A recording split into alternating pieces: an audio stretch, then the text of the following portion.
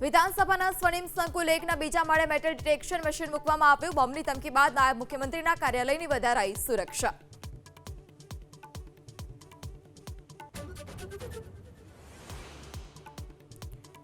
Petrol ડીઝલના ભાવમાં વધારો નહીં થાય અને જનતાને મળશે રાહત. રામનવમીના દિવસે દેશની જનતાને પીએમની મોટી ભેટ. પૂર્વ નાયબ મુખ્યમંત્રી નીતિન પટેલે મોદી અને સરકારના કર્યા વખાણ.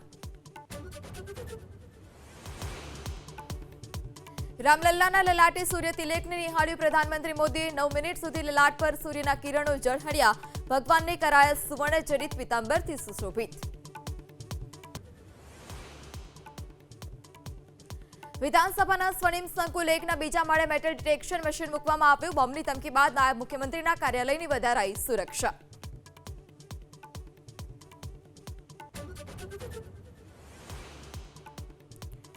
પેટ્રોલ ડીઝલના ભાવમાં વધારો નહીં થાય અને જનતાને મળશે રાહત. રામનવમીના દિવસે દેશની જનતાને પીએમની મોટી ભેટ. પૂર્વ નાયબ મુખ્યમંત્રી નીતિન પટેલે મોદી અને સરકારના કર્યા વખાણ.